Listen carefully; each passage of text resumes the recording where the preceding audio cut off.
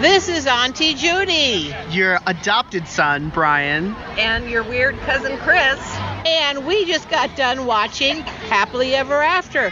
And when we are not together in the Magic Kingdom, we are geeking on WDW with Love you, Daddy. Bye. Mama. Put it on like it is.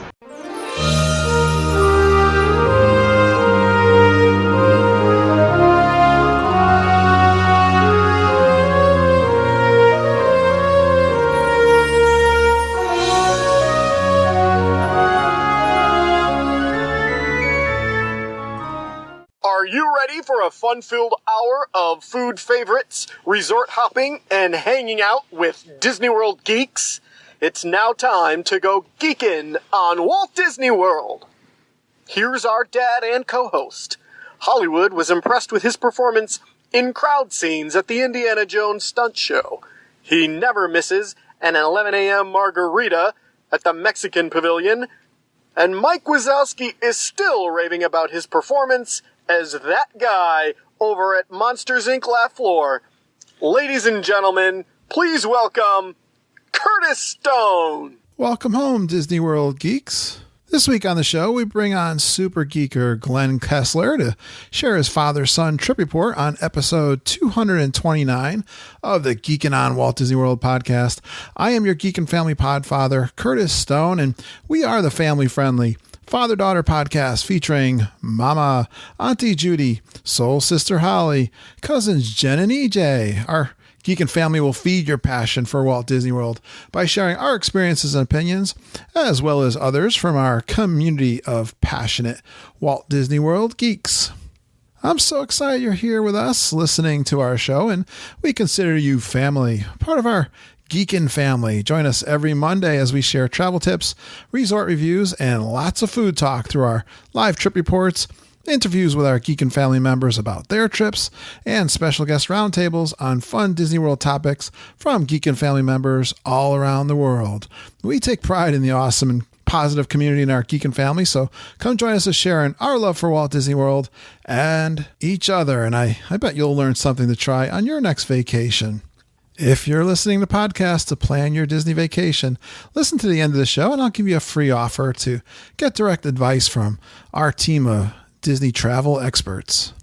Hey geeks, you're in for a treat this week as we bring on one of our favorite super geeks, Glen Kessler, to talk all about his second father-son trip with his number 2 son. Glen is an amazing super geek for a lot of reasons. He's full of energy, he's got amazing detail, and he tries lots of cool stuff, and he's got great tips and experiences to share with us. He's a fantastic storyteller. Boy, if you want to know how to come onto the show and do a trip report, Glen is a great example to do that, especially with all the stories he tells. Let me tell you some of the highlights of this show. Well, Super Dad Glen takes his 5-year-old Harrison to Disney World alone with Dad. They try out touring plans. They'll tell us all about how they made out with their requests. They stay at Pop Century Resort. They get a refurbished, modern, and contemporary feel to this new room over at Pop Century. He tries for food Crystal Palace breakfast. It was actually an Easter brunch. He gives us a tip about getting there at 10:30 in the morning to catch a little bit of breakfast. And also at that time, you might catch a little bit of lunch too from that buffet. Talks very fondly about the Garden Grill. Getting there before 9 a.m. to catch that pre-park opening for breakfast. It's a great advantage to get in early, even into Epcot for breakfast. He says any 8 a.m. pre-park reservation for breakfast will get you in there early. He talks about Tiffin's, and they actually go into the dinner place and have appetizers only. And he was a little bit disappointed. This is one of his favorite restaurants, but he tried Skipper Canteen. It wasn't up to par, but he talks very fondly of Pinocchio Village House. And the advantage of doing this interview and then after doing an intro and outro is that I could look up the change that they're having over at Pinocchio Village House, which I didn't know when we were recording or didn't remember when I was recording with Glenn, but they're actually going to have a buffet dinner over there. It's coming to that restaurant. He was there during the Flower and Garden Festival, and he talks about Ample Hills ice cream. It's one of our favorites over on the boardwalk. He also, I asked him about lounges. He was only there with his young son, but he did go over there, and you can actually do this with young kids. And as long as it's early enough, before 8 p.m., go over to Trader Sam's over at the Polynesian, and they have that experience for the very first time. We have some great conversation about, spending time with your kids and your family and getting to know them. And Glen's discovery of how his son Harrison likes to enjoy Disney World. And it's a little bit different than his first son, AJ, when they did their trip a couple of years ago. They had a great experience riding the trolley down Main Street, USA. He talks about a great pixie dust moment with a cast member for Harrison's birthday. It was his birthday. This was over at Sunshine Seasons in Epcot. One of the questions that he gave us in our Facebook group that we use all the time for our trip reports is overrated and underrated experiences. You'll hear him talk about that. He does a great job. Overrated. He talks about the Magical Express and their timing. He's got a great story there. Making changes on the fly based on Harrison's choices. Great tip that Glen will give you great details on. You have some great character meets, including Peter Pan and Talking Mickey. We talk about a great thing that Glen learned on this new trip. When I ask him about tips, he gives us some great tips about the My Disney Experience app for getting those fast passes and really working the app.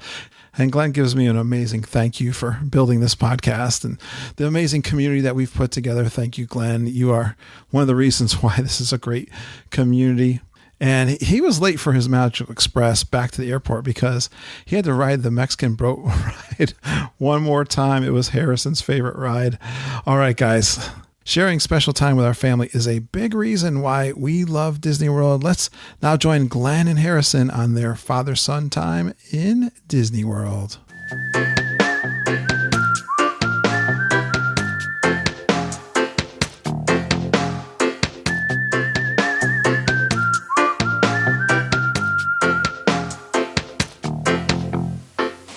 All right, I am excited. I got one of my Fab Five guys coming on to do a trip report. I'm so glad he reached out to me. And he's also responsible for some of these questions I'm going to ask him. So I hope he does a good job, and I'm sure he will. It's always a pleasure to have this guy on. Let's bring him on. He was the first listener to sport a Geekin' t-shirt in the parks. We just put an order in for t-shirts, by the way, and have a lot going out to people. I'm so excited about that. He sees the park hours of operation as a direct challenge. He'll never try camping in a tent at Fort Wilderness again. He was the first to coin the phrase, "It's 11 a.m. somewhere." I love that, Glen. Please give a warm Geek and Family welcome to Super Geeker Glen Kessler. Glen, it's so good to have you. How are you doing? Hi, Yanks. Hi, Kurt. How you guys doing? I'm good. I am never going to live down that tent situation, am I? No, I forgot I had that in the intro, but when I saw that, I thought you'd really be glad to hear it again. No, it's too funny. I mean, Kevin Curtis Allen is ribbing me on Facebook when I mentioned that we're going camping again we're going back to Disney with the kids. Are you going camping? No, I'm never going camping again. I think we're good. Such a classic trip. But you are a super dad. If anyone's been following your adventures through our Facebook group, and you did a lot of posting, so thank you so much for that. And What you've got a little tradition going on because you've got 3 kids, right? And what have you been doing since they turned 5? Yeah, sure. So we've got 3 boys now, age 7, 5, and 2. And when about 3 years ago, I'd had a conversation with a friend, and she had 4 kids who were just heading off to college. The last one was heading off to college. She said it was very important over rearing them that they got some one-on-one time with mom and dad. So I took my cue and talked with my wife, and we devised a plan that if we could actually take the kids on a trip each year, if when they turned 5, dad would take them on a trip. When they turn 8, mom will take them on a trip. 11 back to dad, 14 back to mom. And so we started that 2 years ago when my eldest, AJ, turned 5. And that was when the notorious tent situation happened where, I thought, this would be a great father-son bonding experience. We're gonna rough it. We're gonna go in the tent. And Disney, rooms can be pretty expensive, but the tent site was so cheap. I was like, yeah, we're gonna do this whole trip on the cheap. We're gonna bond. It's gonna be great. We lasted about 2 hours. It was pouring rain. It was 90 degrees, 120 percent humidity. It was so awful. We had to seek shelter at Pop Century for the rest of the trip. Glamping the rest of the trip. Yeah, exactly. Air conditioning and running water never felt so good. Oh my God. That's right. It was like going deluxe. Absolutely. Well, that's, it was that trip. Is that for Dad or is it for the 5-year-old? You're on to me, Kurt. I think I just ratted you out. I'll definitely concede that the children have absolutely no vote in where they go when they turn 5. My wife is starting to get ready for the 8-year-old trip with AJ, and she's asking him, "Oh, where do you want to go?" And he's into cars right now, so they might go to Detroit. And I was like, "Nope, we're going to Disney. We're going to Disney." All right. So this trip, when did you go on this trip that we're going to talk about tonight? Yeah, just a few days ago, we went over Easter weekend. In fact, we arrived on Thursday, March 28th, and we ended up leaving on Tuesday, April 3rd. All right. What's that work out to? Is that 5 nights? It was 5 nights, yeah. 5 nights. All right. My math was good. Outstanding. You guys do a lot when you go down there, don't you? Yeah, and that really gets started on that first day. I kind of love waking up and catching the 6 a.m. flight out of D.C. So it's I remember growing up that was always kind of part of trips is waking up at the crack of dawn and getting on the road when we were driving. Same thing here. And who went with you on the trip? It was...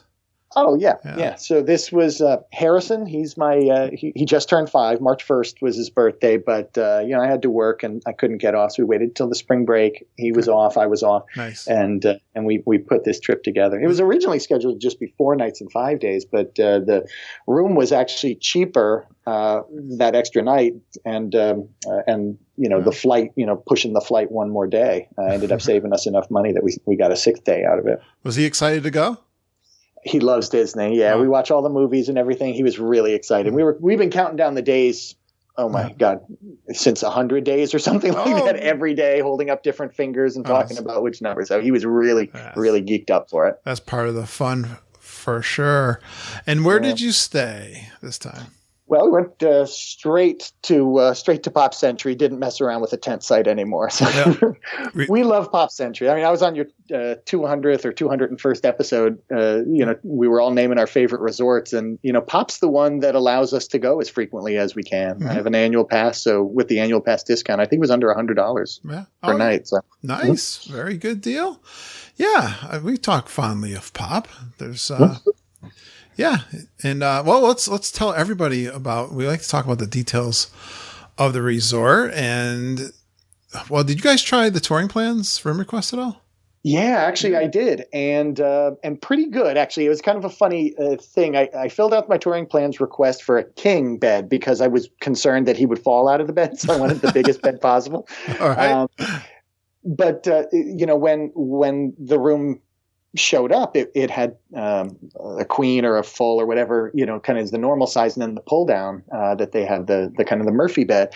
And I said, "Oh no, this is not what we asked for." And they said, "Well, the kings are only for ADA, type rooms. You have to have a handicapped person, to be in that room." But the touring plans didn't know that or say anything about that. So I had requested a king on touring plans. But it was all good. We got 8 doors down, same wing, same view, same everything, just the different bed situation. And then Disney's so amazing, they provided bed rails and gave us they were in the room with our luggage when we got there. Oh, is he a sleepwalker? No, he just they move around. I don't know. Children get most of their exercise at night, I think, when they're asleep. Yeah, probably from being in Disney and getting so overstimulated. It could be part of it. But so when you looked for a room, what part of Pop were you trying to score your room at? Yeah, so anticipating that we would be taking naps in the middle of the day, I wanted to be on kind of the backside of where the pool might be and, just kind of facing the Hourglass Lake, figuring that would be a little quieter, and it was. Yeah, okay.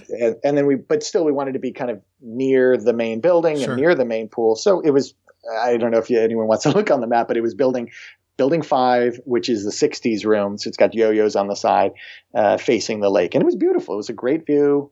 It was quick to, get there either from our bus stop or, and I'll probably talk about this a little later, from the Art of Animation bus stop too. It was very close for both. I'm trying to get I'm trying to remember. Is that near like Herbie the Love Bug is in that? Is that kind of... I don't know where Herbie the Love Bug is actually. No, yeah, it's like straight back. There's two. Okay. So there's the main pool in the middle, and it's one of the two buildings that kind of flanks that. Oh, it flanks it. Okay, I gotcha. Well, who we were closest to, you'll know this, is Baloo. We were close to the gigantic, 4-story tall Baloo. Perfect. Yeah, so you're pretty close to the main building then, too. Yeah. That's good. Mm-hmm. All right. Well, what are some of your favorite features then of Pop, besides the cost, which is beneficial, like you said, to go as many times as you can? Yeah, absolutely. I mean, one of the best things about Pop, I think, is you've got one bus stop. You just the bus picks you up, takes you straight to the parks and vice versa. But then you've also got the Art of Animation resort right across the way. It's a very short walk across the bridge. Nice. And so at the end of any park day, we could really pick for buses came. I want to say like probably more than half the time we ended up coming back on the Art of Animation bus. Oh, nice. Well, you're making me think about, and it's going to kind of be my next, I'm going to skip a couple bullets here, but quick service, then you got the choice of, do you see a difference in the quick service between the two resorts? Yeah, I've eaten at the Art of Animation quick service food court. I think it was maybe 2 trips ago, had something, but we were really not at the resort very much. I didn't eat in 6 days. We didn't once eat at either of the food courts. We were always in the parks. Yeah. All right. Well, we'll get into that then. That's actually kind of unusual to not eat there at all, right? Yeah. Well, I mean, we would wake up early. I mean, even though he's 5, he is my son, and we go full stink. We go commando. Nice. So we were like waking up, very early and running out to the bus. We'd have a granola bar or something on the way. And then, how are we going to pass up the great food in the resorts or in the theme parks? So we would grab dinner and maybe a snack and come on back. Wow. Did you ever get any time back at the resort, at the pool area? Did you try the pool area at all? We did the pool area once. It was really hot this trip. I was surprised how hot it was. Really? I was going to say, it's been really cold up north here. I don't know. Yeah. Well, and we're in Maryland. It's not, it's not as far north, obviously, as you guys, but we've had, 40s and, maybe a couple of 50-degree days. But no, it was like high 80s, and it really felt it on 3 or 4 of the days there. So, yeah, we went to the pool once or twice and had a good time there. Nice. All right. So, did we say everything we can about Pop? One thing, I hadn't been there since the renovation. Okay. We were in one of those renovated rooms, and we've stayed at Bay Lake Tower before too. Yeah. Pop really feels like contemporary light right now. Like all of the kiddie level theming that was with Pop, the kind of the images and the bright colors, it's all gone. It's much cleaner. It's much more modern. It really feels like Bay Lake Tower and contemporary right now. Oh, wow. Do you know how much of the renovation has everything been renovated at this point? Do you know? I don't know. Oh, okay. Yeah. But so, I'm not up on that. Well, that is really interesting. I mean, I like to ask the room details, but you had already talked about the bed. So it did have a contemporary look and feel. That's awesome.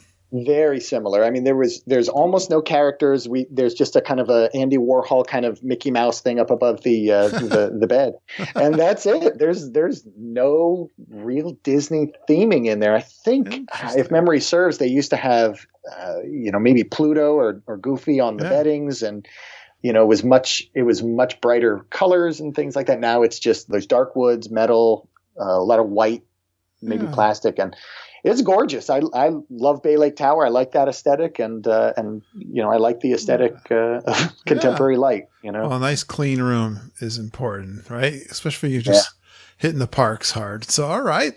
Well, let's get to our next favorite topic, which is foods. Did you guys set up some ADRs? Did you have any sit down dinners? Yeah, we had a couple of sit-down dinners planned, especially we wanted to do 2 character breakfasts is what they ended up being, Crystal Palace and Garden Grill. Yeah. Those were great. Tell me about breakfast at Crystal Palace. Yeah, so I've never eaten at Crystal Palace any meal, but my son loves Winnie the Pooh. That's his favorite. He actually calls him Honey the Pooh, which is, I think, even more adorable. Yeah, that is very adorable. Yes. Oh, he is so funny.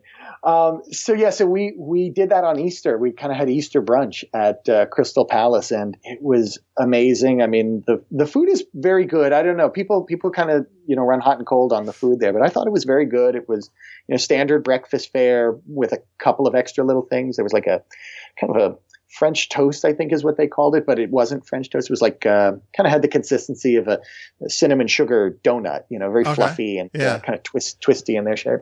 But put some syrup on it, some maple syrup. Yeah, exactly. And that was very good. That was great. And they had lox. I love lox, so I probably ate 30 pieces of lox. I mean, I just took them to the cleaners on that. You put a bagel on it or no? Just just a straight lox, capers, and a couple of things like that. That was Daddy getting his money's worth. For brunch, what's different between breakfast? Oh, no, I think it was breakfast. It was the breakfast time. It was just we went at 10:30. I had read on one of the blogs or something like that if you get about the 10:30 or 10:45 reservation, that you might get a little bit of breakfast, and then they'll switch it over, and you can grab some of the lunch fare. Ah, okay, yes. And they did actually switch the lunch, but we were full and we were leaving at that point.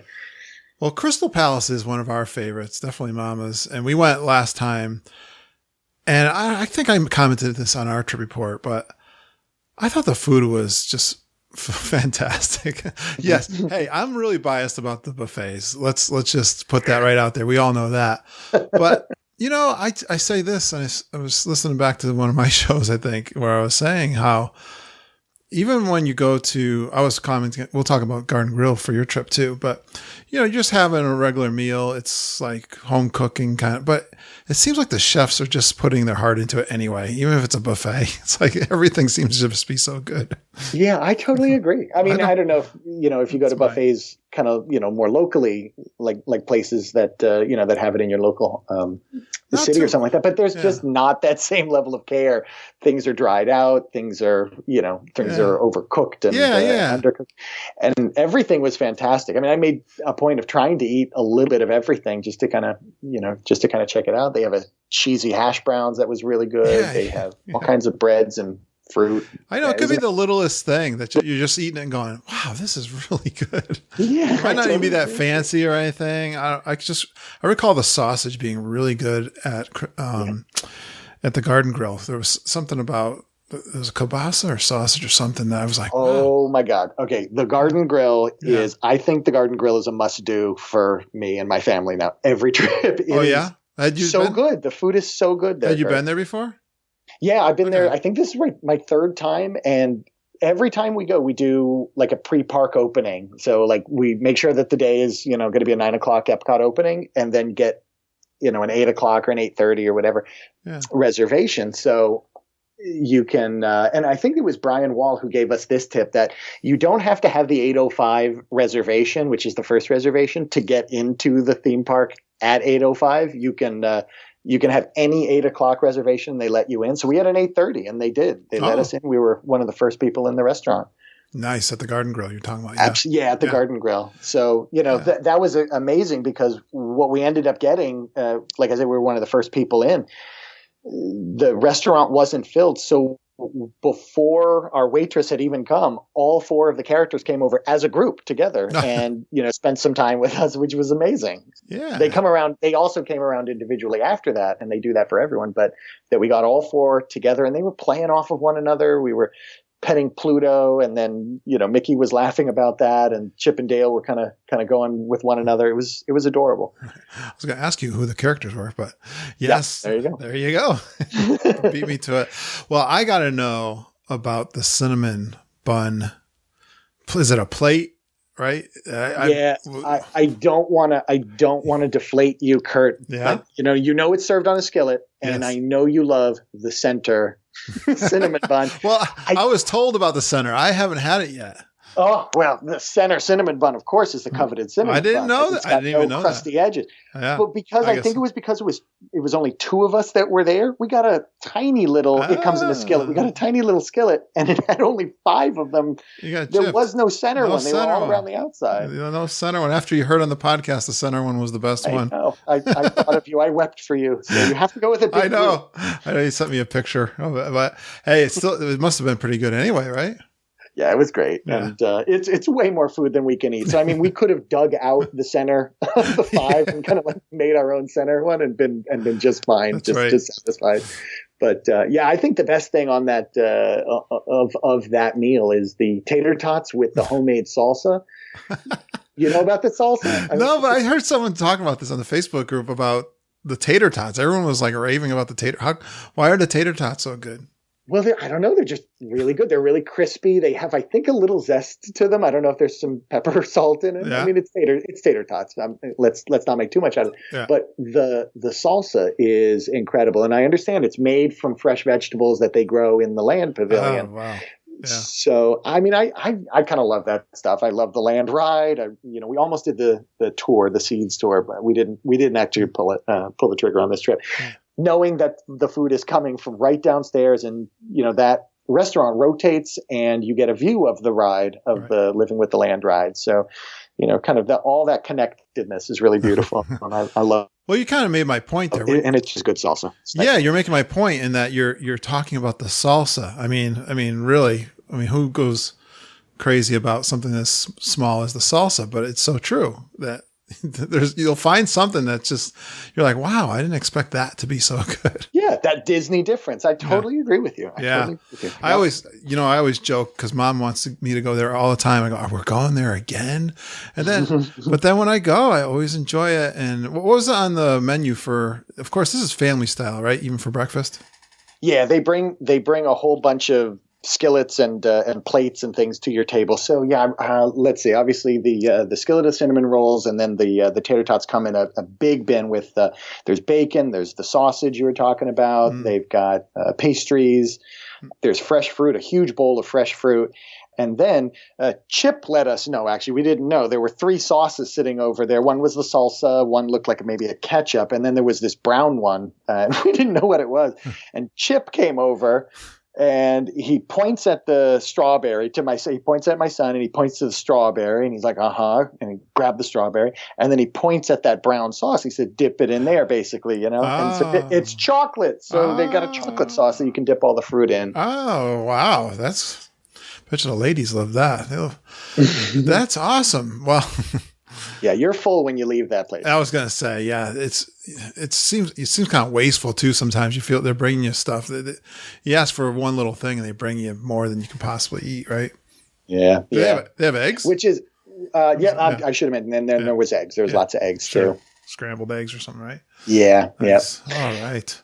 Yeah, but that's a terrible thing at Epcot because, you want to eat around the world. You want to, this was Epcot's Flower and Garden Festival. So I was hoping to sample. I was full till like 4 p.m. I was so full I couldn't eat anything the rest of the day. That's probably, you probably heard me say we don't do those big breakfasts as much.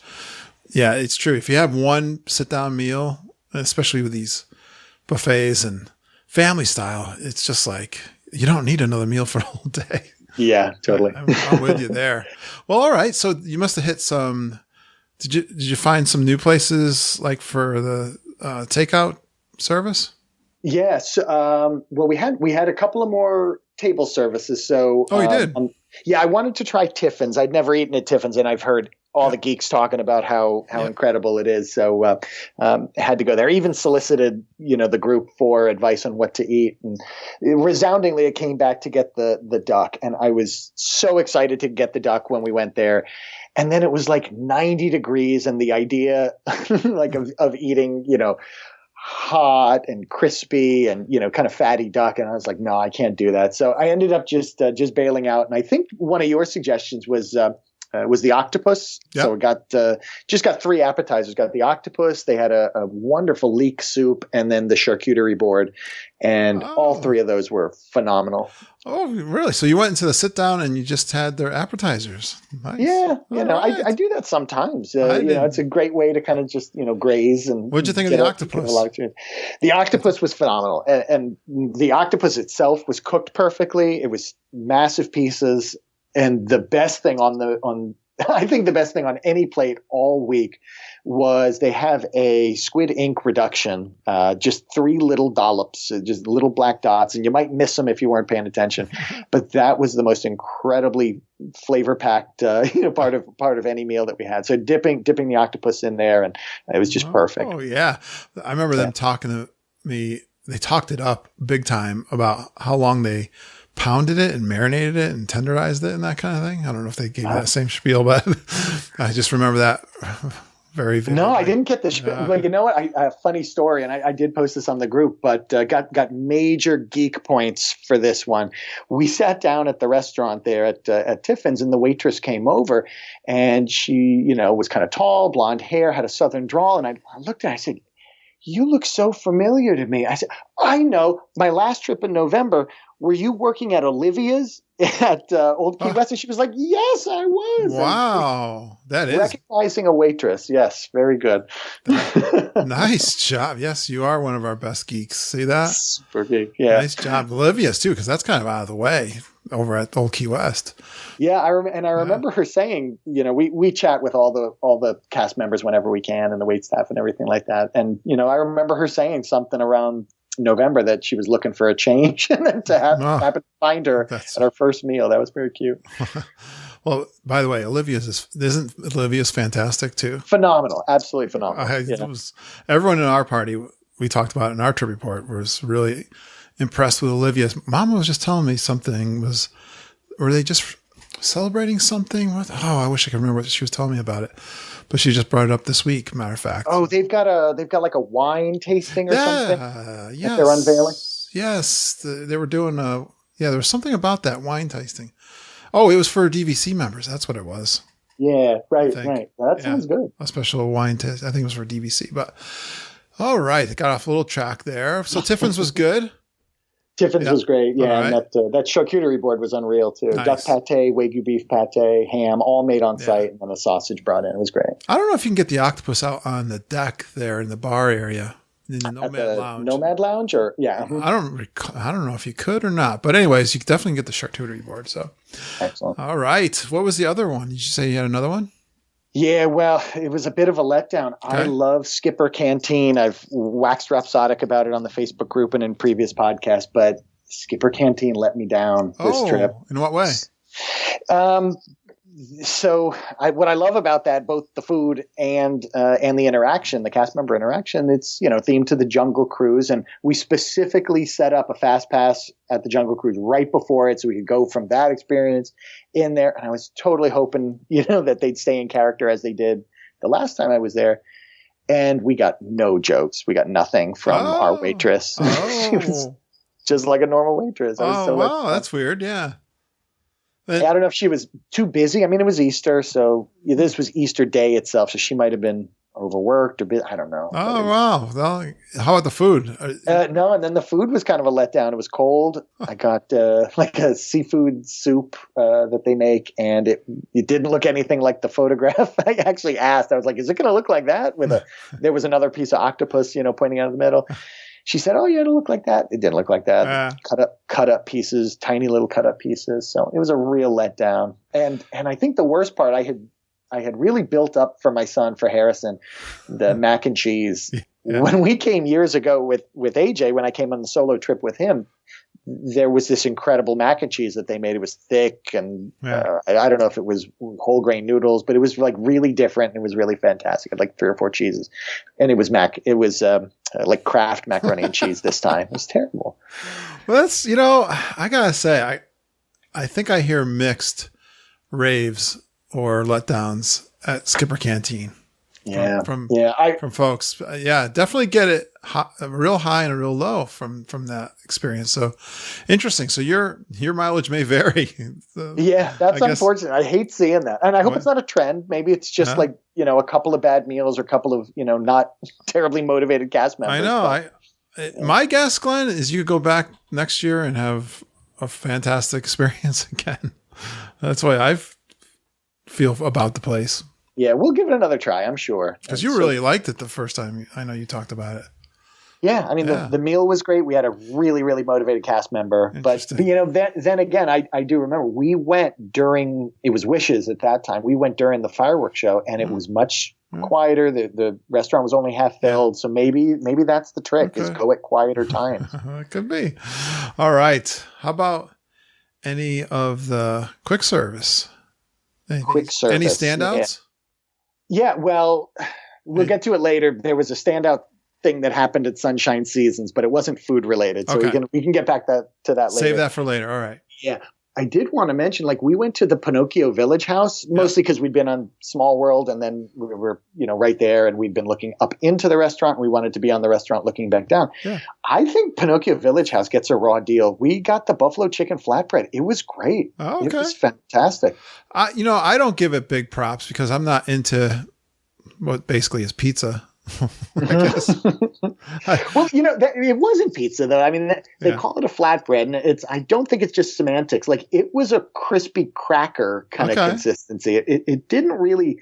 It wasn't that soft pizza, kind of consistency. It was definitely a different kind of a bread, and it was flavorful. There were lots of good toppings on there. They're getting ready to do some big changes over there too, and now I'm totally blanking what it is. Right. You remember hearing? Oh, is that so? Yes, they're going. Yeah, wow.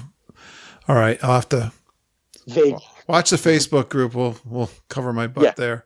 We'll have to consult Holly and others. I've forgotten. I know there's some new things happening over there. I think is it dinner they're doing over there or something? I forget. But anyways, yeah, there's some big changes coming. So I think with the menu too. But that's good. No, I've heard people that really like that.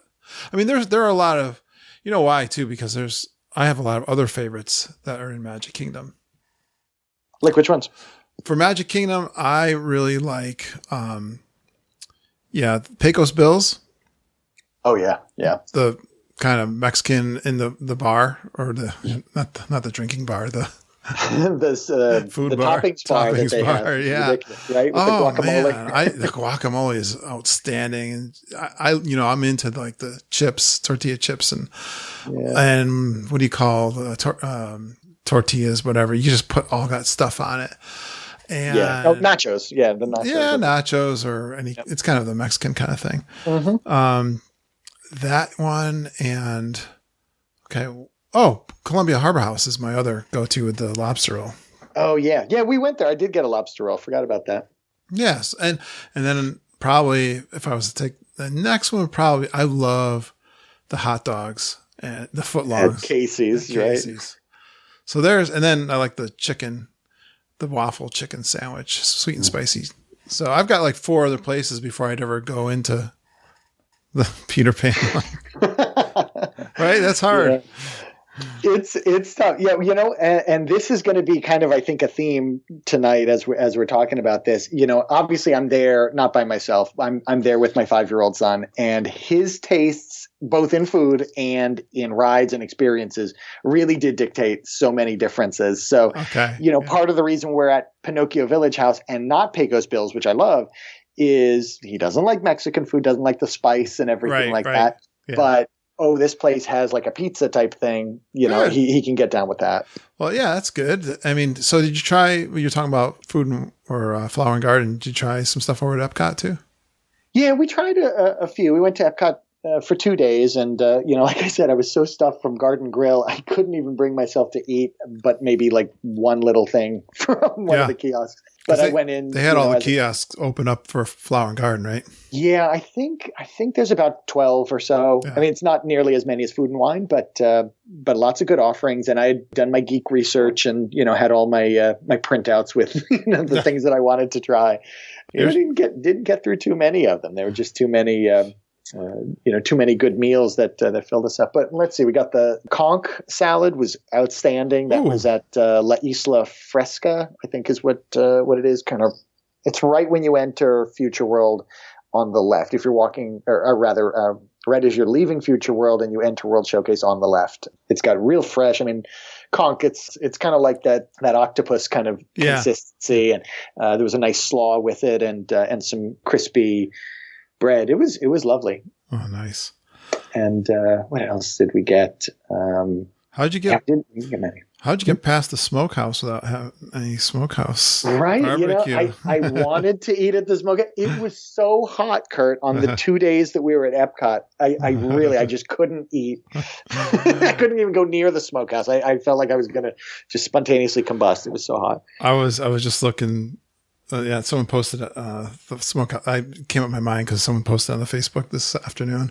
Yeah, I saw that. Was it the burn ends hash or something like that he had gotten? Oh, it looked so good. Exactly. But he says from his 70-degree room, when you're standing out there walking around, and I'm pushing a stroller. I mean, I pushed a stroller for 6 days because even though he's 5 and he can walk, I mean, we were putting on 8, 10, 12 miles a day, and that's too much for the little guy. So I was just hot. I just wasn't eating the same food that I might have done. Well, were there any kind of ice creams or treats or something that you guys? Oh yeah, well we bailed out of Epcot one day and went over to Ample Hills, the ice cream place on the boardwalk. Good. See, yes, so good. Had you been there before? No, I'd been in there before. I had never gotten anything before. Okay, just kind of went in and looked around, but wasn't hungry at the time. And this time we went in and I let him pick, and we kind of shared a cone. And it was a great flavor that he picked. It was cotton candy flavor. It was blue for whatever reason, but it was cotton candy. And then they make their cones out of not all of them, but some of the cones they make are cookies. So we got an Oreo, not an Oreo, M&M cookie as the cone. So, oh my God, it was good. Yeah. So you like that? Yeah. That's a great area too, to sit out there at the boardwalk. I love that. Yeah. That's a great new one. Great new ice cream spot. And I don't know why he got beaches and cream right across. I guess you could eat ice cream around the lake. That's the new tour. Not a bad afternoon. Not at all. All right. Do you guys like some? I'm not gonna hit you with the lounge question since it was just you and Harrison. But anything like? Do you like slushies You can hit us up with the lounge question because we went to a couple of them. Did you? What did you do? Yeah. Well, I thought he would enjoy Trader Sam's. So, with all the interactions and everything like that. So they had a couple of kid drinks that he got the, what is it called? Polynesian punch maybe or something like that. It's non-alcoholic. And I got the Krakatoa punch and then the tiki rum. And he loved watching the room transform, going underwater and, the volcano exploding and everything like that. He got a kick out of that. Oh, yeah. That is a fun place where you can bring kids. I don't know if later at night they don't allow kids in, but early on I think they do, right? Right. Yeah. So after 8 p.m., anyone under 21 is asked not to come. But we were there right when it opened. Yeah, and, that's a good time to go.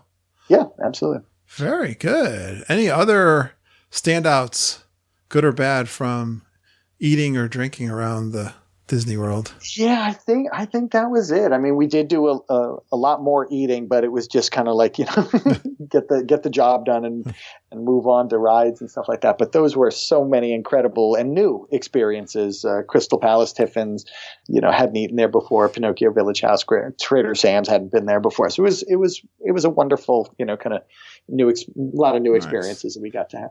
Well, I'll stay on that same theme. Anything that stood out that was first time for you guys on this trip? Yeah, so this was actually kind of the shock of the trip. And those geeks who were kind of following along and watching our exploits on Facebook might have been kind of hip to this. What was happening is, so it was a 6-day trip, and I went in totally expecting this to be a kind of a rehash of the trip with my eldest son, AJ, who is very gregarious. He, raises his hand as soon as they're asking, okay, what did I volunteer for? He likes the big rides. Yeah. He's got adventurous tastes, all that stuff. And, so I went in expecting that. But Harrison's different. Harrison's much more reserved, introspective. He's quiet, very sensitive. And so he was getting scared on a lot of the rides. I mean, not just like big rides like a Splash Mountain or something like that, but the Little Mermaid ride at Magic Kingdom, like he was in tears at the end of that. And so it's like, wow. Yeah. So I was like, boy, I've really got to be limber here and see if I can adjust our plans. We can't do. So I started canceling all of our fast passes. I'd woken up crack of dawn 60 days early and I was like, what is it that, I can do that he's going to enjoy? So what ended up happening is, especially it kind of kicked in on Easter in earnest.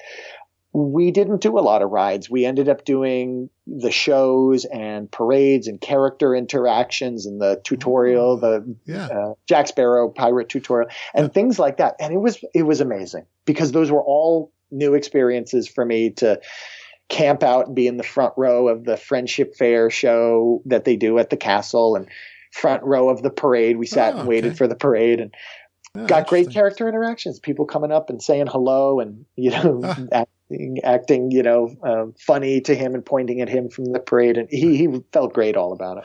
Well, he's been to Disney World before, right? You guys have been. Well, he has, but he was 2. And so he really doesn't remember anything. Oh, all right. So yeah, this is kind of a lot of experiences are new to him then, I guess. Yeah.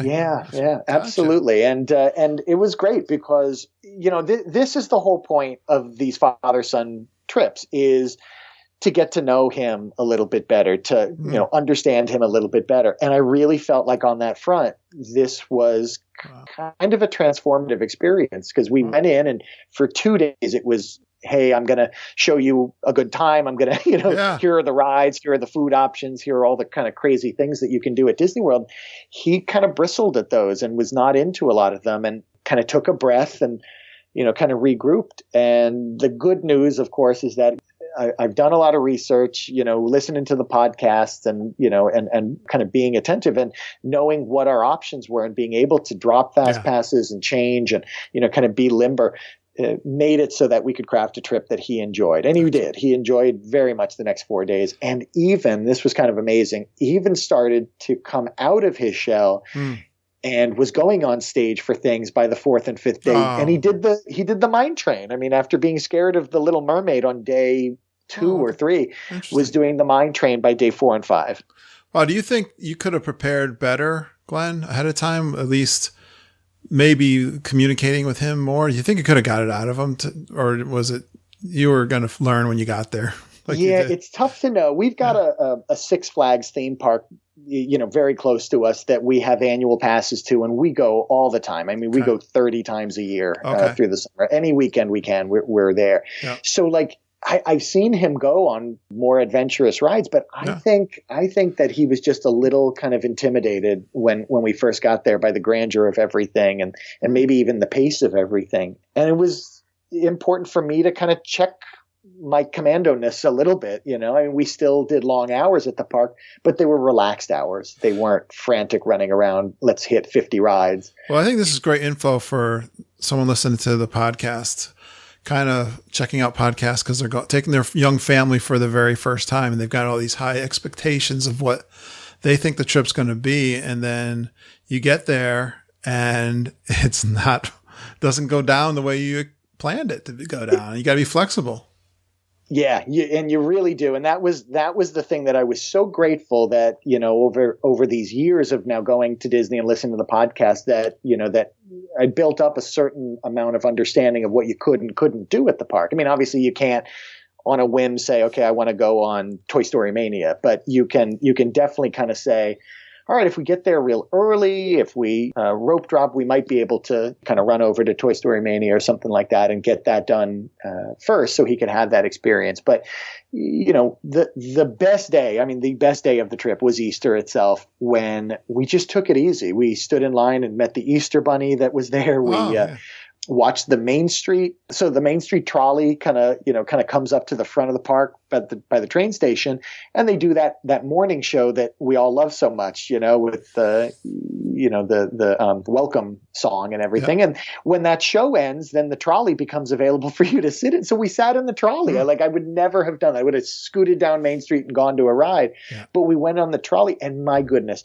you feel like a VIP when you're sitting on that trolley going down Main Street and everybody's looking, it's honking. I saw your really pictures. Cool. Yeah, I was wondering how that happened. That is so true. This is another great trip where Disney just has a lot of entertainment options beyond just the rides. And if you're attentive, and you of course knew, but you had some experiences that you weren't even anticipating, which is a part of the Disney magic for sure.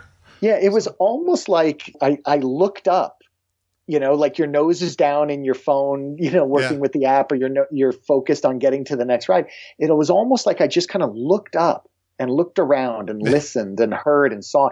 Yeah. And there was this whole park that was alive with all of these activities, and they were everywhere. And you could just bop over here and bop over there. It was really wonderful having a day like that. And we did a couple of days like that. We did Epcot like that as well. Just went and saw all of the performers, the street performers, the acrobats in China and the drums in Japan, and the very silly chair stacking. I don't know if he's a waiter or what that he sets up in France, but it was magical stuff.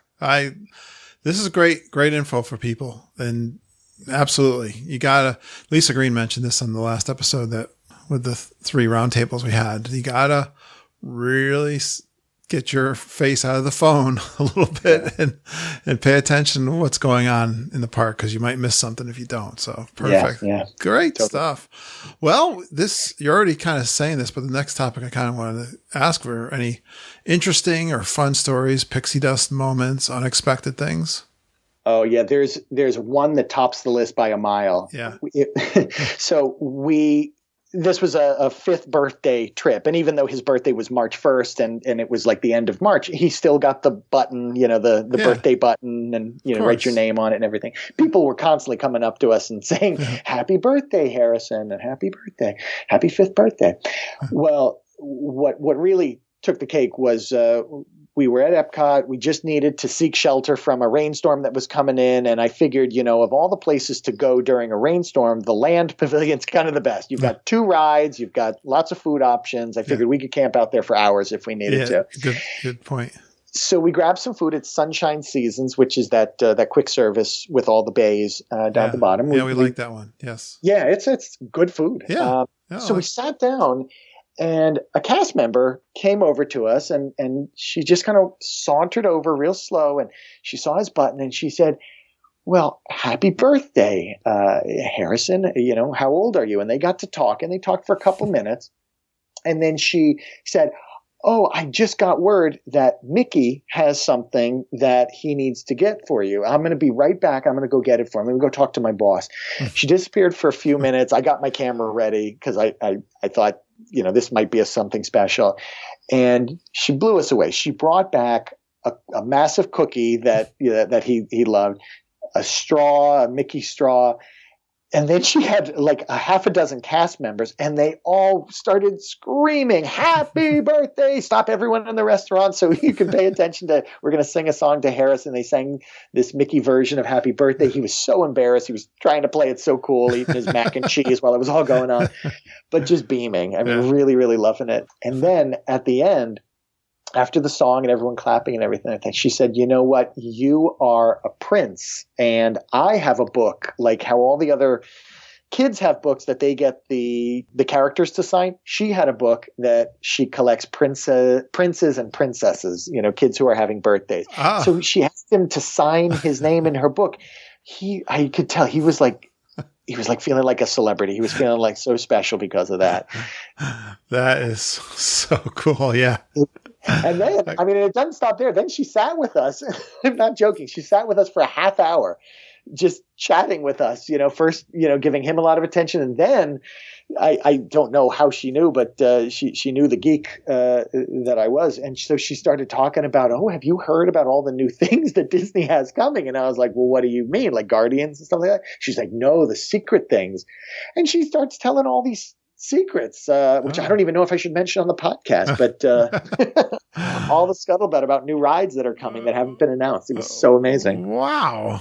And she was just a cast member working at the Sunshine Seasons, right? Yeah. She was just, she was emptying, cleaning tables and doing trash, and then just decided to give us this, really crazy pixie dust experience. It always still blows my mind that folks, they're doing a tough job, really, and working hard, and still have that kind of attitude to do something special. That's phenomenal. That's awesome. Yeah.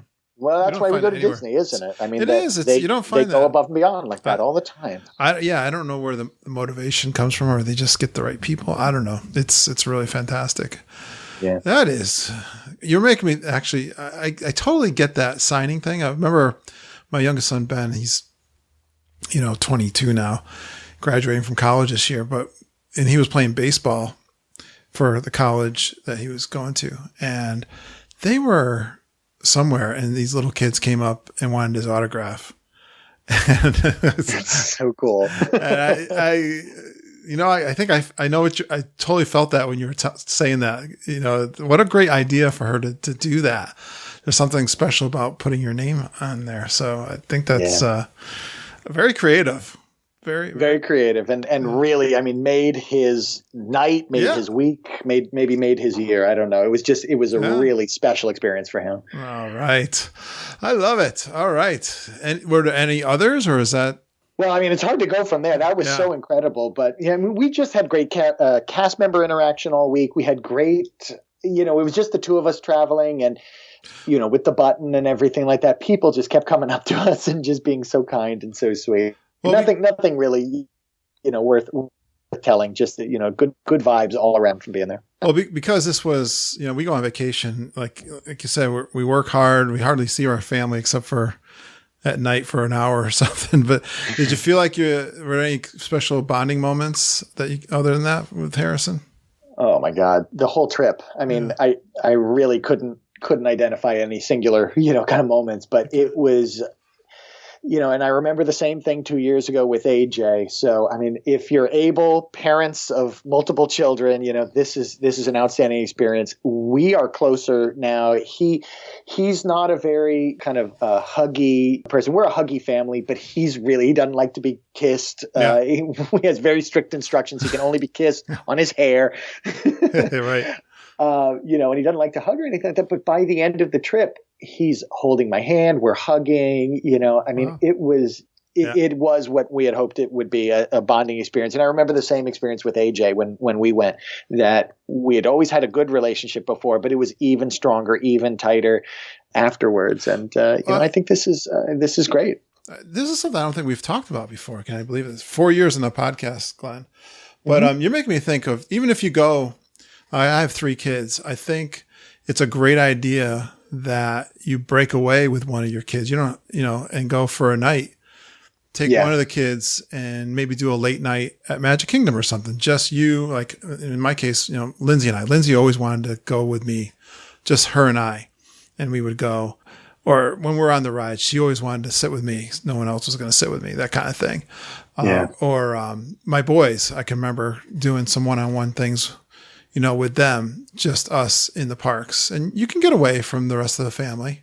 You can even break off, for you're in the parks at the same time and meet up at some other point. But that is we always talk about when you go on vacation, you want to rebond with your family, but if you could do it one-on-one like that, I think that you can really have some special moments and bonding moments. So but I mean, bonding with the family doesn't have to mean all 5 or 6 or however many there are of you are always together all the same time. I couldn't agree with you more. I think there's a more concentrated, maybe bonding experience that you do get when it is just kind of one adult, one kid. And, you could do, I mean, if you have a thrill seeker, you do thrill seeking things. If you have a quieter person, you do that. If you have a gourmand, you go to the food, and really make that special time. That's probably going to stick with them. I'm hoping so. I mean, I hope these aren't things that kind of fade away from their memory, but that they look back on on their time as a kid, and they have warm memories, and it's all rose colored, and I like that. I want them to have that. Well, we talk about communicating with the family before you go. What's something that you would really like to do? And now, if you add this little tip there, what's something that you and I could do together? If it's your daughter, maybe she wants to do the tea over at Grand Floridian. Well, you certainly can escape for an afternoon and meet the rest of and plus you can get so much more done, can't you? I mean, you guys when you go to a big family, even of 5, you've got to kind of do what everybody is doing. Yeah. But if there's just the 2 of you, right? It's so efficient. Especially with it being an adult and a kid, I mean, there's much less, kind of conversation about it. It's like, do you want to go over here? Yay, nay, and then boom, we're gone. Exactly. There's much less of a negotiation. But nice. I couldn't help but feel as we were there, watching some of the families argue, and that's almost like the second most popular kind of thing to do at Disney is argue. But that these families want, because you've got different ages and different genders all wanting to do different things. And don't get me wrong, I mean, you should do a lot of things together with the whole family, and right. Understanding how to compromise is important.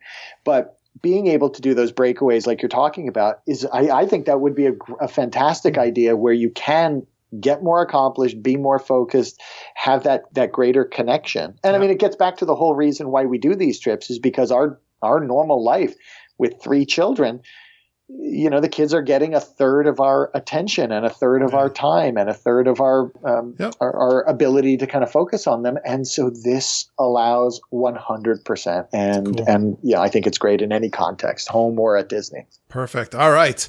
Yeah. We're going to get back on track. That was good stuff though. All right, let's go. This was actually one of the questions I think you gave us, was anything overrated or underrated? So you got to be able to answer this. I think it was your question. Oh, sure. Yeah. Well, I think definitely underrated. I mentioned it before, was Pinocchio Village House, and I would give it a try. I know you've got 700 other places that you can eat out at Magic Kingdom, but if you find yourself back over there, and the other thing is the environs there. There is a big bay window that you can look down into Small World, and if you get one of those 3 tables right up against the window, you can wave at the people in Small World, in the line, in the boats. It's really charming. And then they have a second floor. It's much smaller. It's tiny, but it goes outside, faces towards the carousel and Peter Pan, and you can just sit up there and kind of either people watch or just take in the sounds of the park. I think Pinocchio Village House is underrated. So I would go back there again. Good. I'm glad that it's getting some love here on the podcast. Absolutely. Overrated? Well, we talked about. We already talked about the other restaurant. Yeah, absolutely. That was just a disappointment. I'm not ready to say overrated. I'm just going to say bad experience, hoping for better the next time. But I think I would say overrated Magical Express and their timing that they insist on. So I'll tell you a quick story. I haven't shared this with the group yet, but we were scheduled to catch Magical Express on our final day at 2:05 p.m. and we arrived back at the resort around 2:10. And so just a couple of minutes after, and I was like, went up to the concierge and said, "Can we go on the next Magical Express?" "No." What? You have to take a taxi now. We can't ensure that you're going to get to your flight on time. And I said, "Well, we still got 2.5 hours or something like that. We got plenty of time." And they made me get on the phone with the head of transportation, and it was taking like 15 minutes in this conversation. Finally, I talked him into, letting us just go on the next one. And I said, out loud, I waive my, my right to be angry at you if I miss my flight. But I knew I wasn't going to miss the flight. We got on the next Magical Express. It was no problem. There was plenty of room on the bus. We got to the airport. We went through security. I got on the wrong shuttle that took us to the wrong gates. Had to come back on that shuttle, the little monorail that takes you out. Had to come. That kicked us out, and we had to go back through security a second time. You still made the flight? And we still made it before boarding, 10 minutes before boarding even happened, right?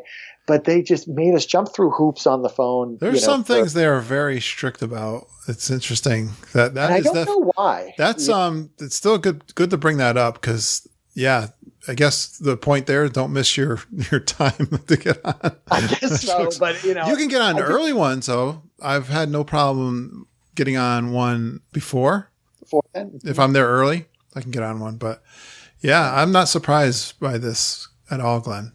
Well, our last trip was the day before Thanksgiving. We were coming back home, and they had bumped up the Magical Express window to 4 hours before your flight. Yes. So that wasn't the case this time then, right? No, it was back to 3 this time. But when it was 4 hours, we were sitting at the gate for, I want to say 3 hours and 10 minutes. Right. I mean, it was ridiculous. How much extra time we had. And I was just fuming, thinking, oh my God, we could have been in the parks. We could have been enjoying ourselves, having more meals or whatever. And here I am sitting in, this airport terminal.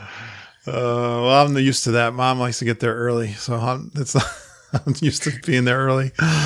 All right. Let's see. How about did you do any extras at all? Did you do any dessert parties or anything like that? No, we didn't. I had actually booked the Caring for Giants tour on our last day to go to Animal Kingdom. Oh, wow. Yeah. But he ended up, this is like the story of the trip. He didn't like he thought Animal Kingdom was boring. So he didn't want to go back to Animal Kingdom, didn't like the rides over there, didn't care for anything. He was crying and tough to be a bug. And so I wasn't going to try to, we went to Epcot. We went to Epcot that day, so I had to cancel the Caring for Giants tour because his favorite ride in all of Disney World, wait for it, is the Mexican boat ride. Well, who isn't? I mean, I'm not surprised. I know that's Mama's. He doesn't even drink margaritas. He just wanted to go on it. So it's not the margaritas that makes the Mexican boat ride so fabulous.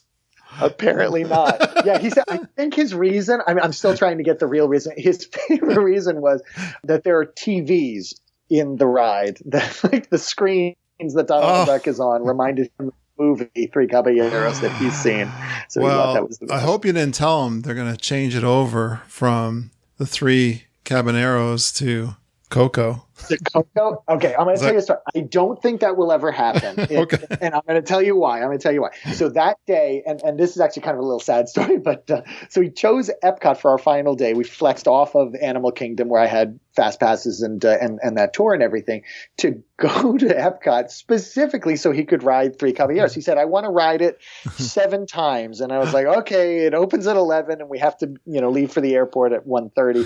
So I was like, yeah, we could probably squeeze 7 trips in there. And I was going to make good on that. But we got there at 11 o'clock and the ride was down.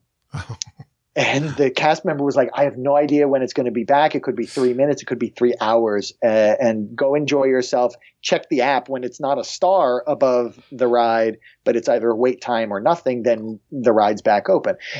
And so 11 past 11:30, noon, 12:30. It was 1 o'clock before the ride came back on. And then we sprinted over there.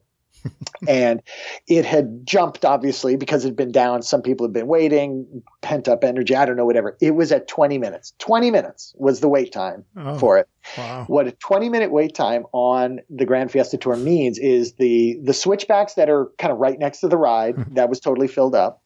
And then they set up stanchions and chains in front of the restaurant that's out there, the Hacienda restaurant. Those had switchbacks, maybe 5 switchbacks or something like that. That was filled up.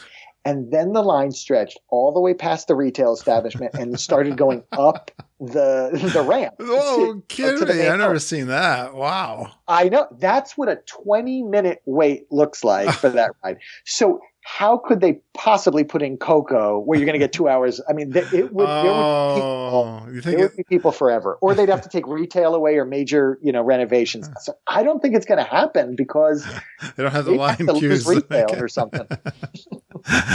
Oh, wow. I'm glad he loves my Mexican pavilion, I'll end that story with a happy ending. So we did get there at like 1:20. Like we have to leave and go catch our magical experience. This is why we were late. That's why you were late. So we got on the Mexican boat ride, and I let the guy know. I said, "Can we wait for the front row?" And he was like, "Okay." I said, "You got to know this. This is my son's favorite ride in all of Disney World, and we have to go on the airplane immediately after this." And he said, "Well, what's his name?" And I said, "Well, it's Harrison." And he said, "Okay, you're going to go on the front row." And so when we got into the front row, he gets on the PA. This was not the guy who was operating it. He was just helping with the line. Yeah. And he gets on the PA. He says, everyone, we need a captain for this boat to be able to take off. Harrison, will you be our captain? And he's blushing and smiling. He said, yes. He's like, well, do you know how to count in Spanish? And right on cue, he's like, yes, uno, dos. And he goes, uno, dos, and then tres. Everybody counts, and they launch the boat. Everyone's clapping. It was awesome. So that was our last ride at Epcot, last ride at Disney World, his favorite ride, and he got to be the captain and count us down and send us off. Love Disney, man. Yeah, it's so interesting how everybody's, I don't know, has a different thing that they want to do at Disney World, or their favorite thing is, you never know. That's great. Well, all right. I don't know how I taught that, but how about character meets? Did you guys meet characters? Yeah. Special experiences there too. Because we don't do a lot of character meeting. We usually do rides. So that was kind of new territory for us. But we met Peter Pan, who is magical. If you have a chance to meet Peter Pan. I've heard that before. Right. Well, what people really like is that family tour that they do at Magic Kingdom, and it ends with Peter Pan. I don't know that one. What is that tour called? EJ has. Yeah. Oh, you don't know that? Come on. You're like my best dude that does all his research. Yeah, I got to look on that. Family tour. There's a family magic tour. I'm not getting the name probably wrong, but they do like a scavenger kind of hunt and like a story that they go through Magic Kingdom with, and it's pretty reasonable too, I think, price wise. But it's very popular, and it ends. Well, I mean, they could change it at any time, but they usually have a personal meeting with Peter Pan. Yeah. Oh, wow. Well, I don't know how many friends Peter Pan has, but that Peter Pan is so magical. Nice. He's got so much energy. He was telling stories and jokes. And I mean, the good thing, the way that the line is set up, you get to watch everyone else's interaction while you're waiting in there. Like the 5 before you get to see their interactions. And I mean, I don't know how they do it, how they keep the energy level up. Nice. Where did you meet him? It's right behind the Peter Pan ride. There's like a little mural of Neverland, a map of Neverland on the wall. And they he just pops in and out. Oh, perfect. He's not there the whole day. And who else? Oh, and we met Talking Mickey. I know he's going away, so we wanted to get that in. Yeah. How did Mickey do? Was it anything equally as magical? Yeah. I don't know.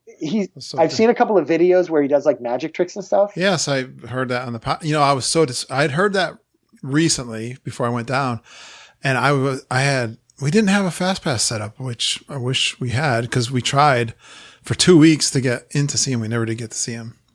Oh yeah, that line sets up as soon as the park opens. Yeah, someone said come back during maybe it was the parade. Come back during the parade, and it still was long. It was still long. Yeah, that's a tough one. We tried hard. It's right there at the entrance, so everyone just goes in. But does it? I've walked in there. I remember going to dinner at Ohana. My mom and we left everybody. Speaking of leaving the family, and we went over to Magic Kingdom. We walked in, and it was like 5-minute wait. I don't know why. I don't know what was going on. It was just like, I don't think we had ever done it before either. It's like, oh, look at Mickey's here. Popped in there. That was awesome. It wasn't talking. He wasn't talking at the time. It was before then, but I was like, this was such a, wow. I'd never even this was here. It's a wonderful place. And I've never been in that building. I have no interest in eating at Tony's. Exactly. Don't care about Tinkerbell. So this was it. This was the hook. Well, that was before he was talking. So maybe he's more popular now with Talking Mickey. Yeah. I don't know why he's not talking. I mean, why he's going away. I've not heard. I can only speculate. So I won't, but. Yeah, but it was just a great experience. I mean, he had this whole skit that he was doing with Harrison where they turned into a magical car, like and I don't know that he how they know. They must just like stereotype the kids. But my son loves Mickey and the Roadster Racers. That's the new Mickey animated cartoons that are on now. So Mickey, imagined that they went in his roadster. That was the thing that he kind of picked up on, and they had a little fantasy about it. It flew and it did all these things, and it was right up Harrison's alley. And he was just smiling from ear to ear the whole time through. It was great. All right. Wow. All right. I'm gonna ask now. Did you learn anything new on this trip? The thing I learned new on this trip is, especially when you're traveling with kids, remember, and you say this going in, of course, but remember who the trip is for and be willing to make changes. I mean, that was the biggest thing that I took away from this trip is going to Disney isn't going to be the same thing every time you go, because the people who you go with are going to really steer the trip in a unique direction, and to be open to that and to celebrate that. And I was, I was a little frustrated with it on that first day. I was like, oh my gosh, how are we going to endure 6 days at Disney World? And then I looked around, saw other options available, and was able to totally change the trip to be something that he would enjoy and that he would remember, and that, that we would experience all these amazing interactions and new things. And it was new things for me, which was great. And it was the right experience for him. So the thing I learned, I guess, is to stay tuned in to your family and stay tuned into what they want, not to necessarily just charge ahead with all the fast passes and ADRs and tours and everything that you have planned, but be flexible. Yeah, that's great. And try to do it before you go. Try to communicate with each other to get an idea. But you're right. You could all be wrong once you get there, and you got to adjust on the fly. So good deal. All right. I want to know, so would you do anything differently on this trip? Well, I mean, hindsight being 2020 wouldn't have scheduled the fast pass. I think the main thing that I would change going back is we started in Animal Kingdom. I really think it's anticlimactic starting in any park other than Magic Kingdom now in hindsight. But I was thinking, we'll get like a lazy half day or something like that. We'll go to a park that we maybe aren't so into, so we'll go to Animal Kingdom. But no, I think starting day one in Magic Kingdom is amazing. Really would have set the right tone and made it even more magical than it already was. Yeah, we usually do that. This past trip, I don't know why we didn't go there till like the third or fourth day. I'm like, what's going on here? I'm like, what happened? Right. I mean, for us, if you've been so many times, it's not a big deal. But for him, it's like it's kind of almost his first trip in some ways. Yeah, it almost kind of felt like we were biding our time. Day one at Animal Kingdom, and then day two was at Epcot. And he was like, "When are we going on? When are we going to see Mickey? When are we going to see the castle?" I was like, "All right, we'll go tomorrow." We switched that up. Gotcha. So, well, how about your best tips and strategies? You're such a great planner, and I'm sure you got a lot of great tips for a newcomer, someone listening for the first time. Any other great tips? I know you shared one about fast passes. Yeah. So I don't know if this is really one for total newcomers, but as you get familiar with the My Disney Experience app, I mean, there are ways to work that program to make life so easy. We were there for 6 days. We waited in 0 lines. We went on rides, characters, all this stuff. And we never waited. The only line we waited in was for the Easter Bunny, because there was no fast pass for him.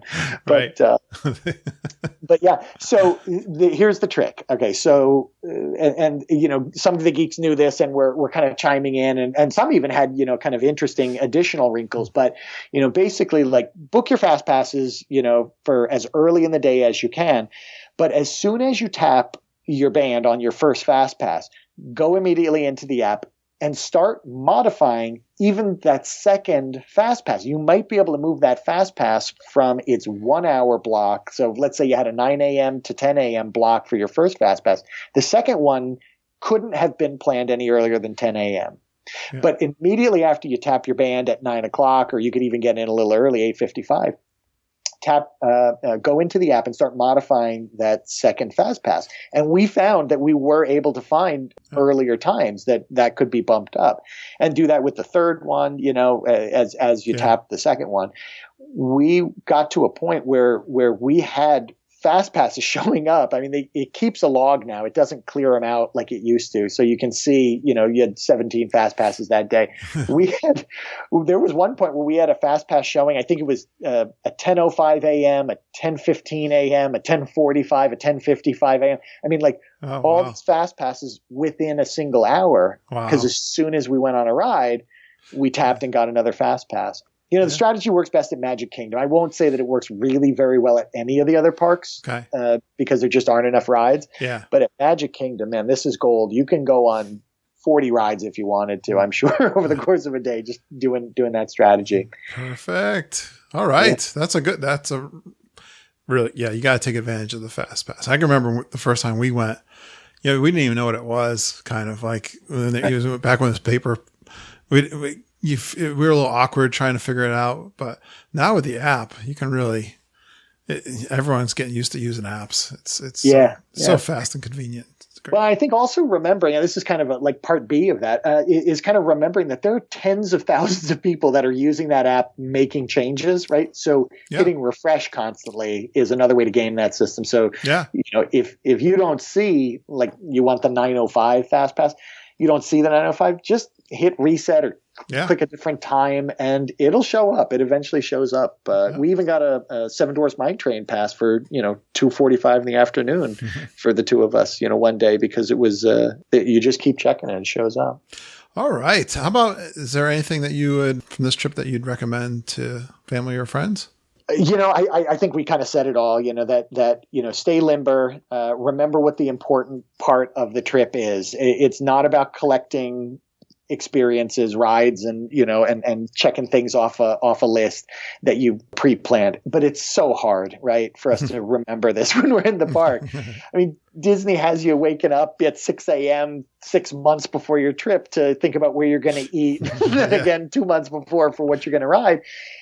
So being in the park, being there that day, and having the kind of the discipline and the clarity to just kind of take in what's happening around you and what do people want and need, not getting overly concerned with the plan that you had in place, and knowing that being flexible and creating the trip that you want to have is the most important thing of any Disney trip. It'll give you the best memories, I think, when you come back. You'll forget the rides that you went on, how many times you did Pirates and Splash and whatever. The memory of, just kind of cruising down, having a good feeling. I think those are going to stick with you forever. Yeah, and have your camera ready at all times, your video, and in my case, have your audio recording ready to go. That's a good one, actually. That's a really good, because a lot of the things that I was able to share on our Facebook group, videos of our special interactions. That's right. Anticipating that you might want to take a video or a picture and being ready. Yeah, that's a very good one, because we'd have missed that birthday celebration if I'd have been caught flat-footed. But you can always delete it afterwards. But I think being ready for the unexpected, if that's even something that you can do. But I got my audio recorder. I'm waiting for like a guest that seems to like they're going to be interesting and have a conversation, or a cast member. I got to be ready to hit that play button. I've missed many not being ready because they just sneak up on you out of nowhere. Something happens and you wish you recorded it. Right. Totally. All right. Well, I guess we're coming down to my last questions here. And was there anything that you didn't know before the trip that you found out, you didn't do research on it? You kind of stumbled upon it while you were there? You're such a great researcher, though. Yeah, I mean, we really did a lot of research and always do a lot of research. I mean, I'm sure I'm like most of our geeks who are just cultivating this. They'll have a name for our disease at some point, but like, consuming podcasts, I probably listen to 10 podcasts a week, and just eat this stuff up because it makes us happy. Right. And, this is actually the part that I wanted to say something about you, Kurt. I mean, you have created this community. You have created this Facebook group. I got to tell you, I think this is the best thing on the internet. I know a couple of people have said that out loud. It's true. I mean, the ability to have a private group, and I love that it's private, that we can share with one another like-minded people, being positive, being helpful. It really feels like such a beautiful family that we're all a part of. Some of us have never met, some of us never will meet, but there's just so much joy and happiness on that group. And that you created that you created the mood and the energy is just so incredible, Kurt. I love, and this is the second time I did this. When we were, when I did the trip with AJ, I also kind of was very involved on the group with, our experiences. And it was the same way this trip. New friends, people I've never met with or really interacted much, chiming in, saying how they enjoyed, our experiences and how sweet and how happy and that we're inspiring them, to do things. I mean, it's a beautiful thing that you've created, Kurt, and I'm so happy to be a part of it. It really enhances my trip, and I hope it enhances other people's lives and other people's trips that they get to interact with that. So I just wanted to say thank you, Kurt, for creating this great group. Well, it's people like you that I don't know how I found. You were one of the early ones. It still amazes me, Glenn. Yes, I do screen for the Facebook group and stuff like that. And we've not had to really police it very much. I kicked out one person. Yep, I remember that. In the whole time that we've had. So I appreciate that. I think there's something special about people who are Disney geeks. That's the first thing. But yes, no, we get that. People do go and try other groups and stuff and find that there's a lot of drama and problems. We haven't had that. And it's, and I'm continuing to attract new people. Matter of fact, on the bus, I take the bus to work. Coming home tonight, I had someone started chatting with me on Facebook Messenger and said she's a new listener. She's been listening for 2 weeks. She's been binge listening. Thank you so much. And I want to do a trip report. And then I was reading an iTunes review there was an iTunes review that was just so fantastic. I was like, wow, thank you so much. So, but I really appreciate, hey, Glenn, I want to ask you too. Mm-hmm. You are a very artistic person. I want you to promote your work a little bit here. Oh, that's awesome, Kurt. Yes. Thank you. I don't know how we never have it, but I know when you emailed me, you have your website, glenkessler.com, and you've got some artwork that is Disney based too. And I think you sell it too, right? Yeah. So, I'm a painter. I live, that's my livelihood. I paint, I teach. I actually started my own art school as well, which I run, and I do a ton of teaching and inspire people like that. But yeah, the most recent series that I started about 2 years ago has mostly Disney characters. It's not necessarily exclusive. It's just that I love them so much. Mm-hmm. But I use toys to kind of tell the story of, my life and interactions with my children and the challenges of kind of being, we're all learning on the job being parents and, kind of some of the challenges. So like our kids play with toys and they work through the issues in their world. They work through bullying, they work through camaraderie. That's what they do with their toys when they're kind of role playing. And so I took my cue from my children, and so now I use toys to tell stories. And so they're a little, more adult stories, not that kind of adult stories, but like, like how much screen time should I be, allowing the children to have? And so I'll tell that story through Buzz Lightyear,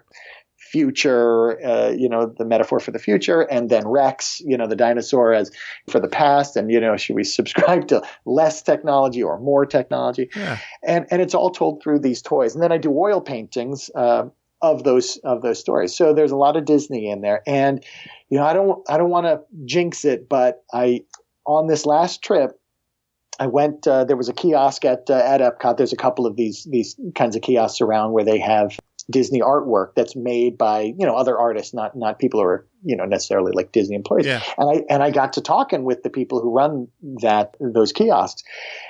And I said, well, how do these artists come to be your artists who are shown here? And they said, well, they're typically artists who just make Disney artwork. They're really excited about that. They do that. And then they reach out. And if the people who run this company think that it's a saleable image, then Disney, kind of works with them and they make prints and they have them there for things like Festival of the Arts and stuff like that. So he gave me the contact information. I'm going to reach out this week and maybe hopefully, become one of the Disney artists. Would be amazing. I really love that.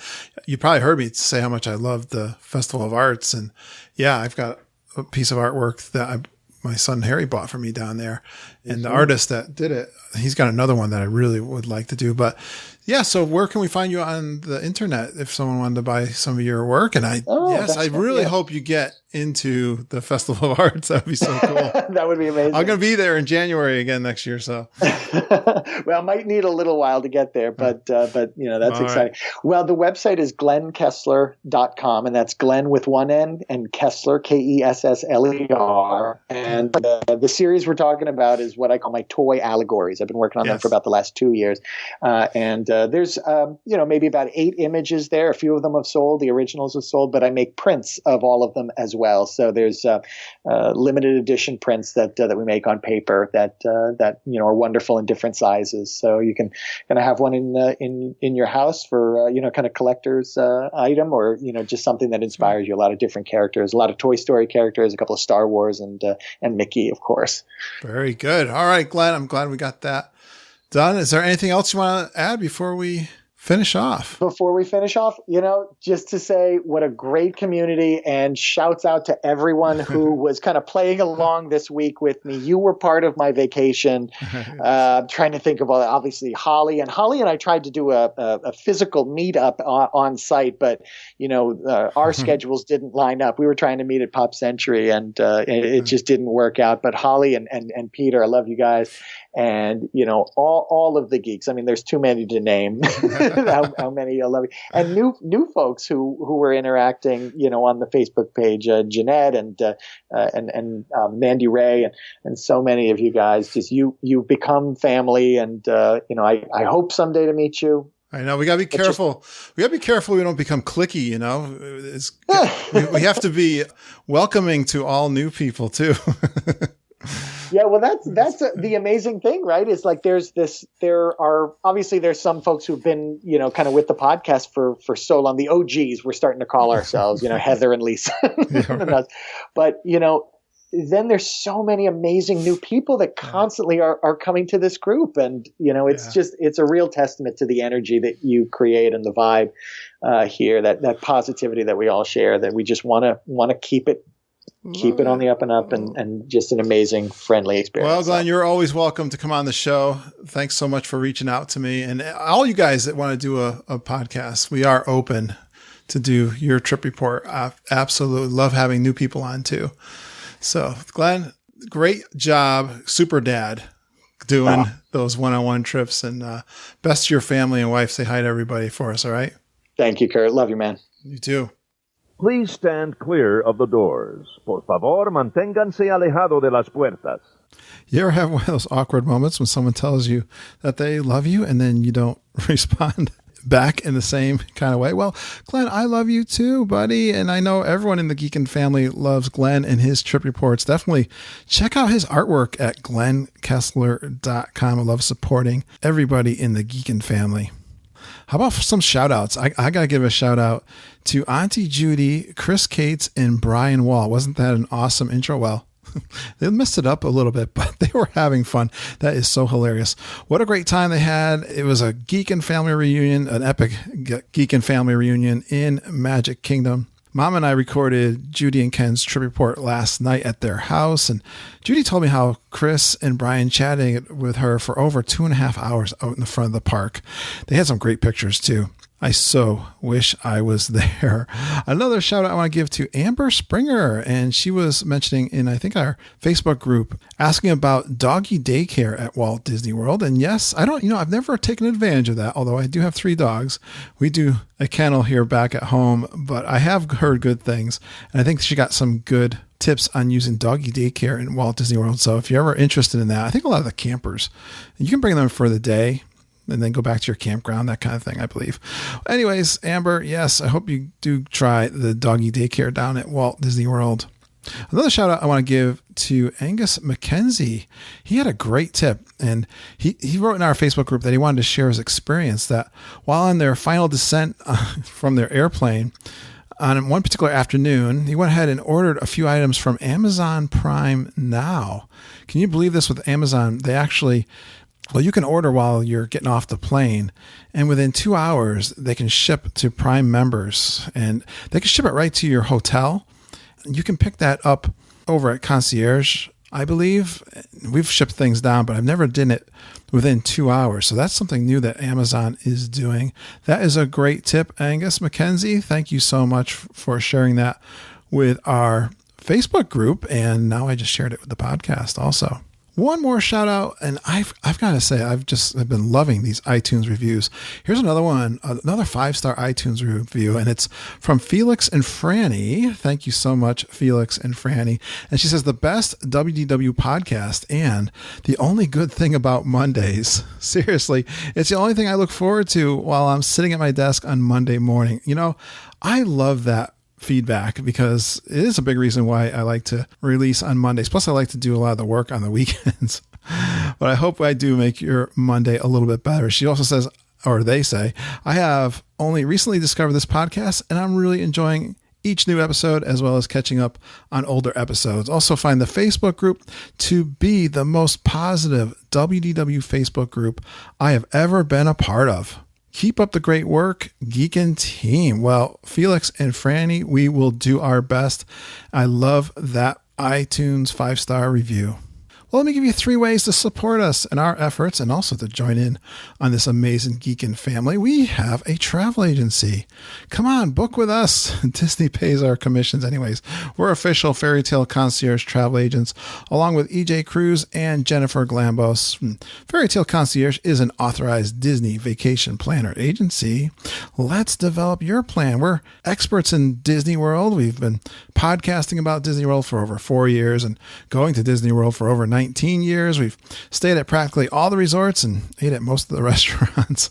You really should leverage our expertise to plan your Disney trip. Something that I think is really important beyond our expertise is just collaborating with us. You'll have lots of fun chatting with Mama and Judy. And together, you guys are going to brainstorm and book a magical trip for you and your family. If you're listening to our podcast for trip advice, you can save a lot of time with our free personal offer. All you got to do is schedule time with Mama or Judy, and even me if you want to, and get our expert advice. We'll listen to your individual needs and do all the planning work for you, including dining reservations, fast passes, and booking your trip. Email Mama and Judy at travelintierras@gmail.com. That's traveling without the G. travelintierras@gmail.com. Or you can visit our website, geekinonwdw.com/advice, and we'll get in touch with you to set up a free phone call. The best part about podcasting in our show are the friends we meet and the trip ideas we share. Let me give you a couple of ways to join our Geekin' family. It's available to you through our email list. It's called the Geekin' Gazette. And each week I'll send an email that has our favorite news story from Walt Disney World, a planning or money-saving tip, and something interesting that our community is talking about. And when we've got a discount announcement from Fairy Tale Concierge and Disney World, we will let you know about that through the email. And when you sign up for the email list, you'll get a planning spreadsheet that we use to plan and track our days, ADRs, fast passes, park hours, and which park we're in. We like to text that over as a PDF. You know, it's really great to keep all of your family members up to date with what you guys are planning and what you're going to be doing while you're in Disney World. Another freebie we give you when you join up for the Geek and Gazette is a travel packing checklist. And I've got so many things to remember, and I love checklists. And you don't want that horrible feeling on the way to the airport that you forgot something. So those are just a couple freebies you'll get and some goodies for joining the Geek and Gazette. You can do that out on our website, geekinonwdw.com. It's over on the right-hand side. Give us your email, sign up for that, and within one more day, you'll get those 2 freebies back in your email. You heard us just talking about our private Facebook group. Glenn mentioned it during the show.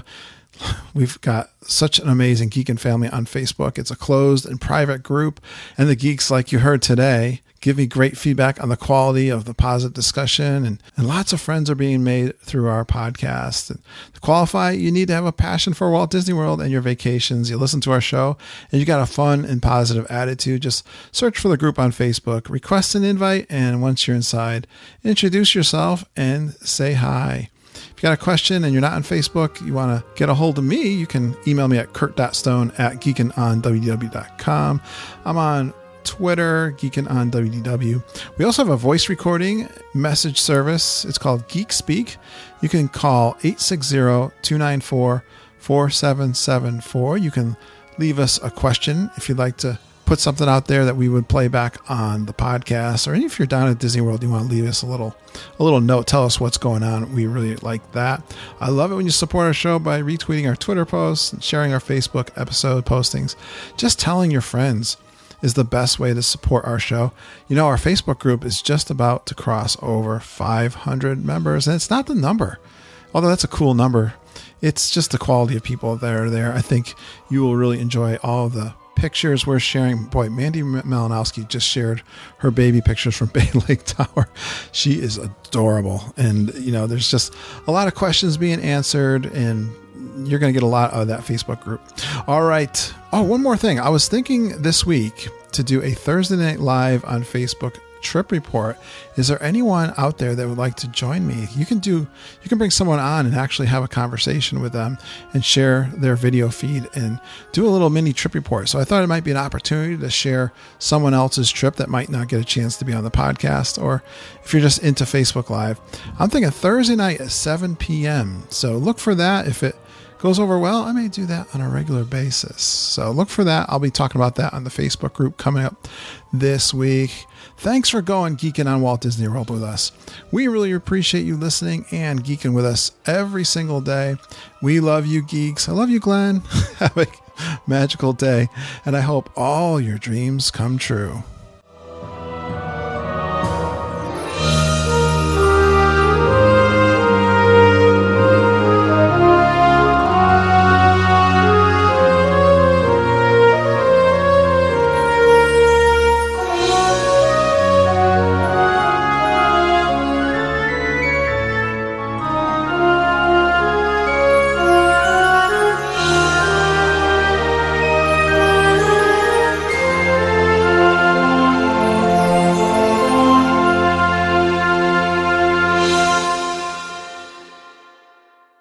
So you think you're ready?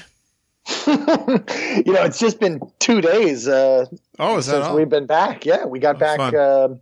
We were in the parks. We were in Epcot until 1:30 p.m. on Tuesday. And now it's Thursday night. He's great. right on it. All right. Hopefully I got everything still in my memory. I mean, there are 3 Magic Kingdom days in a row that are an absolute blur. I do not remember what happened on one day versus the next, but it's a glorious blur. That's all right. We're just going to use these questions I've been using. Actually, you helped build them, so. That's great. That's very right, cool. That's the thing. So I'll start your intro. All right, ready to go? Mm-hmm, sure. Give a warm geek and family welcome to Super Geeker, Glen Kessler. Hey, Glenn. Hey, Kurt. Hey, geeks. Oh, my goodness. I'm never going to live down that tent story, I think. 2 years plus. Well, I tell you, you are absolutely a super dad. When people hear what you are, if they've been watching the Facebook group, they already know, but you've got a little tradition you started, and it started with a great idea to go camping in Disney World, didn't it? Yeah, I've got 3 kids, currently age 7, 5, and 2. But maybe about 3 years ago, I had a great conversation with. I'm an art teacher, one of my art students, an adult who had kids who were just about headed off to college, and she said, when we got this many kids, it's really important to have some one-on-one time with the parents. So we, she planted the seed in my mind to take the kids on trips, and I talked with my wife about it, and we put together that when the kids turned 5, they would go on a trip with dad, just one kid and dad. And when they turn 8, they'll go with mom, back again, 11 with dad, and 14 with mom again. So wow. Yeah, I didn't know that whole plan. Okay, I knew the 5-year-olds because you've hit those milestones a couple times now, right? That's right. Pause. Okay. Let's see. All right. Where did you want to take it from? Yeah, let's see. Let's start. You just start over if you like. I'm going to do. Yeah, I'm going to do the please give a warm Geek and Family welcome. Let's do that. Yeah. Okay. We're professionals. We can handle it. That's right. We splice it together. Lots of editing. We're both creative people here. Yeah. Awesome. Good show. That was cool, man. That was cool. And you were worried. Yeah, I was worried because we didn't have a script or anything like that. I got all these like scrawled handwritten notes. I mean, it was crazy. We came back from Disney. We got back and we were beat. We went to sleep, woke up, had to work the entire next day, had Seder last night with my family. Didn't get home till like 9 or 10. And then I had to work all day today. I had like an hour of free time, since we were emailing. So I was like, my gosh, what can we put together? I have people that will take these questions and fill them out, and it can be helpful for me still, I think. Mm-hmm. But this format lends to more ad-libbing, or I don't really need to, before it was like it was kind of going day by day, so I didn't know where it was going. But And it can get, as a listener, it can get a little tedious. Listen to, and then I went on Pirates, and then I went on Splash, and then I did. It's like, okay, But no, the format you've got is beautiful. It pulls out those highlights and those stories much, much better, I think. Yeah, I mean, it's not that it was horrible before, but no, it was great before. But yeah, I definitely hear you. I mean, that was Mama in the car one day saying to me, she's not afraid to tell me her opinion. That's good. That's what you want. That's what I don't want to hear exactly what you just said. I don't want to hear I went there, I wanted this right, and then I wanted that right, then I wanted that right. And then, like I said, it wasn't that it happened a lot. That I didn't really hear it. Our conversations were always pretty interesting. So I gave her a little bit back at first, but then as I thought about it, I go, we can. That's when I think I put out to the Facebook group. I said, hey, if we are asking questions for a trip report, give me some ideas of what questions we would ask. And that's where these all came from. For the most part, I think they were all sourced.